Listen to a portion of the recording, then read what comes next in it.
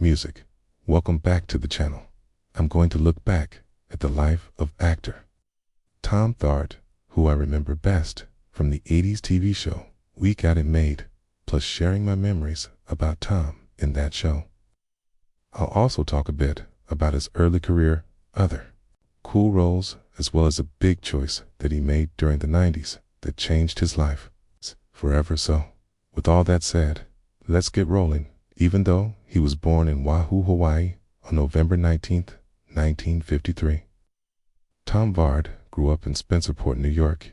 He was the son of a teacher and a photo engineer. He went to Allegan College before moving to New York City to try acting. Once there, Tom trained at the Lawrenceburg Theater and Film School and the American Musical and Drama Academy, where he was a super star among the students. There soon, he began getting roles on TV and in movies. One of the first roles that I remember seeing Tom in was the 3D movie Parasite, which came out in 1982, and also happened to be Demi Moore's first big movie. The two would star in another movie together later during the decade.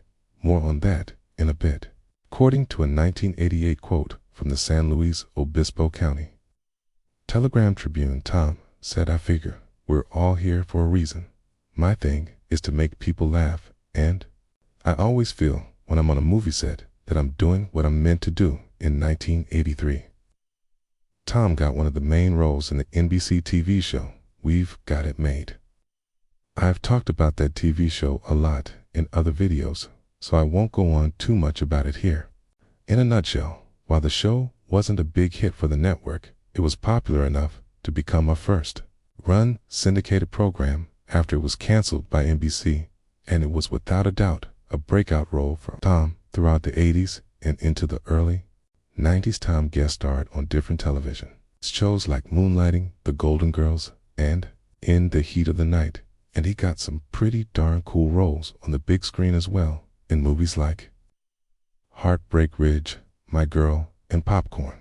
But before there were those three movies, Tom was in another favorite of mine, One Crazy Summer with John Quackday Moore, and pictured here with Bobcat Go. Wait folks, if you haven't seen this one, you've definitely got to track it down, along with Better Off Dead, which was made by the same people. This movie is one of my favorite comedies from the 80s at the time.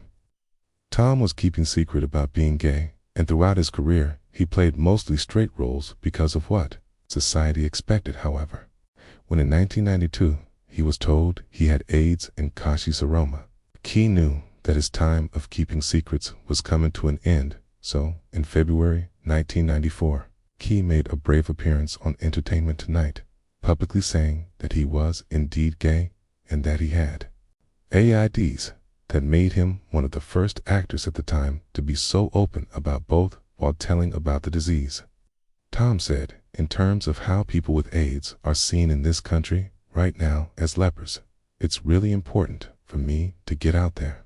I've been in your living room for 15 years." After he told everyone, Tom found that there were an awful lot of people, even in Hollywood, who suddenly wouldn't let him in the door for tryouts. Despite the obstacles being placed in front of him, Tom chose to embrace, and this is a quote, "being an actor with a purple nose." Like I mentioned earlier, Tom had Kashi saroma, which is an AIDS-related skin problem, and in some interviews, he called the mark at the end of his nose his red ribbon. During this time, Tom was willing to put on makeup for a role, but he refused to do so for tryouts. Throughout, all Tom had a strong support system that included his partner, production designer Scott Chambliss, pictured here, whom he called his genius whiz kid husband, and his manager, Bill Mamet, who said that Tom had one of the most open hearts he had ever known. Tom Villard died of AIDS-related pneumonia on November 14th, 1994, just 5 days before his 41st birthday. It was a life cut short by a disease that we didn't know a lot about way back then. However, with that said, it was also absolutely life well lived, and Tom's willingness to publicly come forward paved the way for many who have followed since then. And now, for something only semi-related. I bet you really miss Danny, huh? Mar, it's been almost a year. You said it ships over in Italy someplace in the Mediterranean. Think, well, I bet he won't be home till Christmas for sure, or even later. Will you be glad to see him? Hi, sure, Danny. My hometown is just nothing like a get-together pizza. You guys find Didn't Somebody Music Thursday? Mickey turns into a model, and it leaves her blue eye look like a giant Smurf.